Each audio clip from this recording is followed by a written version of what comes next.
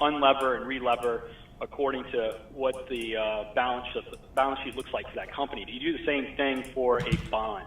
Do you attach some sort of risk, risk-rated discount rate to the bond? Okay. Yeah, of course. Yeah. So everything is up for grabs when you're analyzing the risk to a bond. If the company has a lot of other debt, then you may say, well, they're unlikely to pay me back. But for simplicity's sake, this is an introduction class. We don't want to scare anyone with fancy terms like leverage. We're just trying to understand that this cash flow, in essence, is repayment from the company we're lending to. And that in this example, at least, it's very unlikely that IBM is going to default. The discount rate is like 2 or 3%. It's close to risk-free. So by lending them money at 5% and perceiving the risk, this isn't the discount rate's sort of theoretical. It's very theoretical. We're perceiving that the risk that IBM doesn't pay us back is 3%. But what does that mean? How could that be so theoretical? It doesn't make a lot of sense necessarily. Well, we did this one other time where we kind of looked through other discount rates. We monitored other discount rates in the world to sort of get a sense for what other discount rates are. So we know that the U.S. Treasury bond yields, let's take a look. The 10-year Treasury bond right now is yielding 1.834% according to Bloomberg. 1.834%. Now we can check out what Apple's bonds are yielding. Let's look at a 10-year Apple bond. Apple Computer, the iPhone maker. Let's see how their bonds are doing. Looks like they're yielding 2.9%, 2.904%. How about Brazilian bonds? A Brazilian 10-year bond. I wonder what that would be yielding. The 2026 bond. Looks like about 6%, 5.965%. And then I joked that we have a friend named Charlie where I gave him a personal loan and his interest rate that I would charge him was 10%. And then finally, Bob the crackhead, my local crackhead, who I lend money to for 50% because it's so unlikely that he's going to pay me back that I have to charge such a high interest rate. Whereas for the US government and Apple, these are so credit-worthy institutions that we can only demand, all we have to demand is 2%. They're so risk-free that it's okay to only get 2%. It's okay that we don't mind that. That because if we didn't offer them 2%, someone else would. So there's a marketplace. And Brazil is borrowing money at 6%. They would love to borrow money at 2 or 3%. But Brazil is not even as creditworthy as a major company like Apple or Johnson & Johnson. That's how much trouble Brazil is in. So anyway, this is a good background for kind of how we discount cash flows. So if we turn our attention back to Apple, which we were building a model for, and again, this link to this file is in the description box of a few of the other lessons. And if you don't have the link to the description box, it's a good thing to have. How do we do this? Okay. I don't know if I want this big. This isn't helping. All right. So let's see. So we're going to open up the SEC website, which is where we get our financial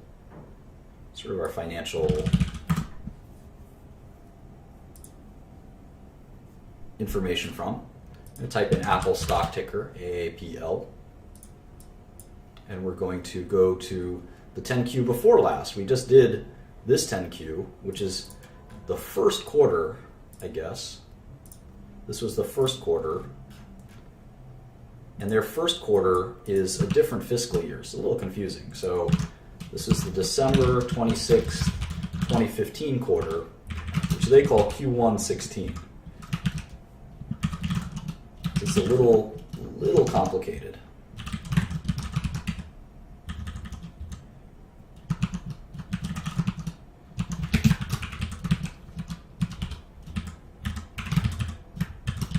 All right, so let's pop in some of the financials from the last quarter.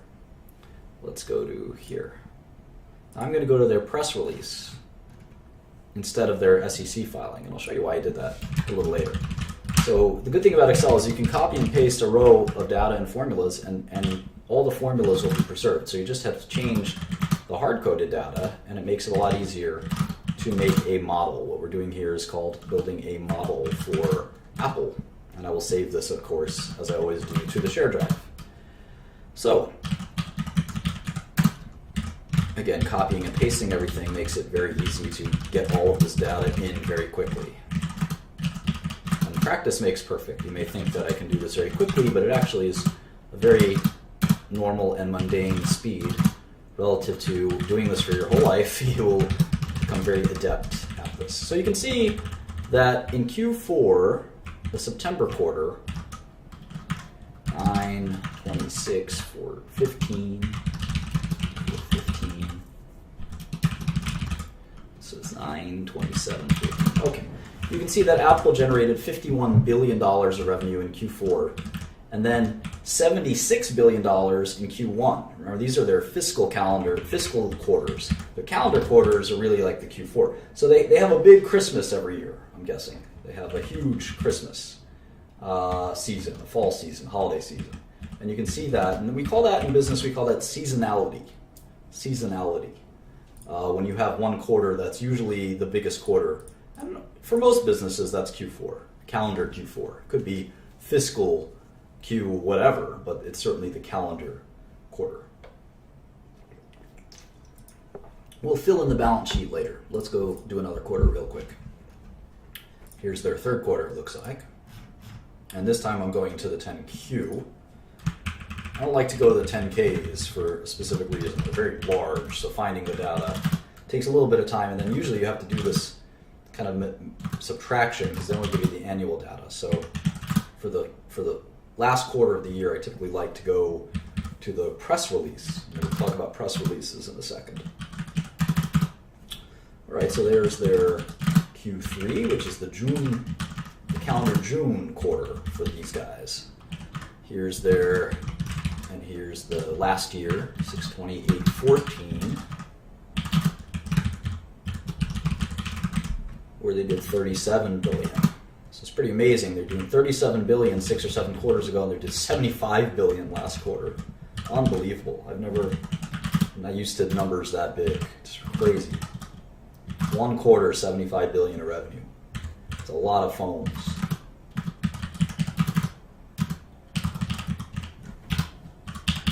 Okay, and you can see their gross margins always stay around 40%. That means for every dollar of these phones and the iPads and the iTunes, everything they sell, the Beats headphones, I think they sell those, it costs them about 40 cents to make those goods. And they keep about 60 cents. And then, of course, they have to spend it on the other things, like their headquarters and their executives and marketing and research and development. But at the end of the day, they're keeping about 28 to 30 cents in their business. And then after they pay taxes and all these things, they're at the final net margin, the net profit, they keep about a quarter, 20 to 25 cents. So you can see in this Q3 they generated $37 billion of revenue and ended up with $7.7 billion of profit. Okay, we have one last quarter to go, and then we're done with at least 2 years of data, and I'll show you what we're going to do with that. It's going to be fun. Here's their Q2, which is a little backwards. It's a 3/28/15. You can, again, copy paste all this stuff.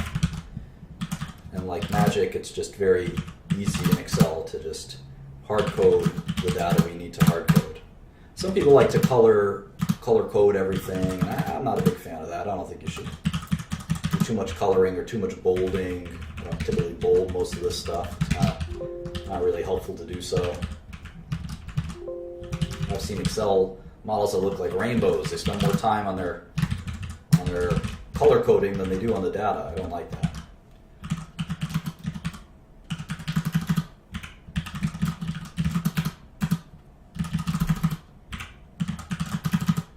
All right.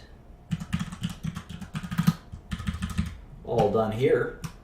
All right, so now we've got, let's make this a little bigger. Let me get my ugly face in here somewhere. Maybe up here. Oops. This might be frustrating. Hang on. There we go. All right. So now we've got, let's see.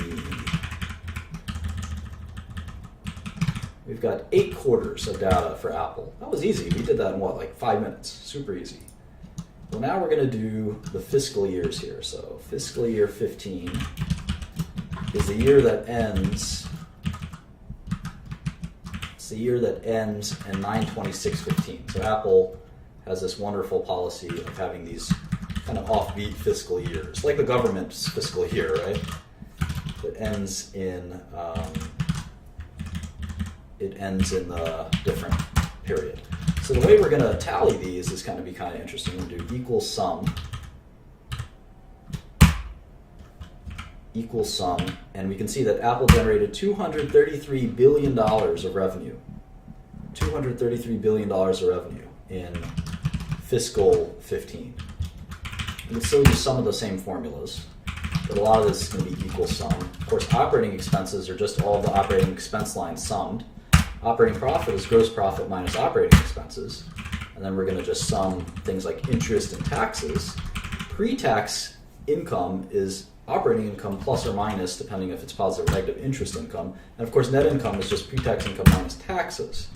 For shares, we're not going to sum it. It's an average concept. Remember, shares outstanding is just the amount of slices of the company that have been divided up.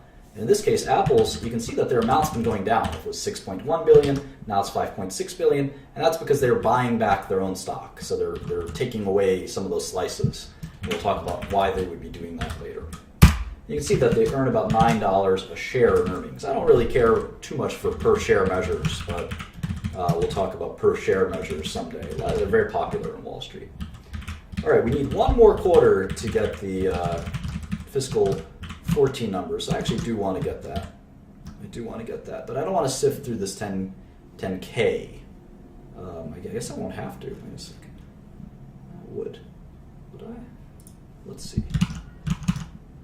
I wonder when they changed their fiscal year. It's unusual. Here's 12, 27, 14. 12, 28, 13. So we can just do this real quick.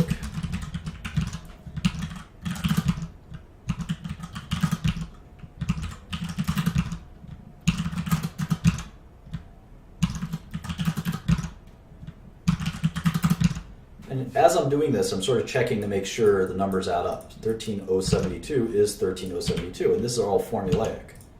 So I can check as I'm doing it to make sure I'm not making any typos. And here's the other fascinating thing about Apple. You can see whenever you're checking growth, right? Whenever you're checking growth, you're looking at this year's versus last year's. So it's this year, you can see in blue, K3, divided by the red one, G3, minus 1, and in Excel we express that as a percentage. And it's 30%. 30% growth is a lot of growth. Most companies dream of 30% growth. It's very hard to get 30% growth, especially when you're a big company. You're hoping it for 5% growth. 10% growth is a miracle. 30% growth is insane. Why is it insane? Because it's hard when you have $50 billion of revenue per quarter. It's really tough to grow revenue that much. But of course, when you're Apple, you defy logic. And then you can see in Q2 they grew again. Q3 they grew again. Q4 they grew again. What? What happened here? Oh my God, only 2% growth. Is Apple coming to an end? Is their era, is their reign coming to an end? Maybe. That was a surprise for Wall Street. 2%. 2%. What happened? Why are sales slowing down? Well, we'll talk about that later. Who knows, right? Who knows? So how do we, let's add up the 2014 sales, and then we're going to worry about the future. The past is interesting, but the future is more important. So I'm going to copy and paste just the formulas here. Just the formulas. And then here I'm going to copy and paste the summed formula. And here I'm going to do the average for 2014. Done. All right. Now you can see year over year, revenue in general grew about probably 30% is my guess. 28%, good. I'm going to copy and paste this going forward. I'm going to extend this out another, say, 15 years or so.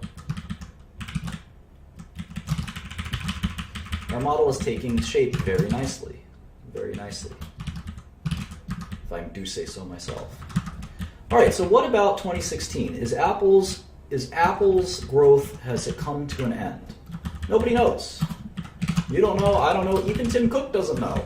Of course, Tim Cook probably doesn't think it'll ever come to an end, but I remember when companies like Motorola and Nokia thought their growth would never come to an end.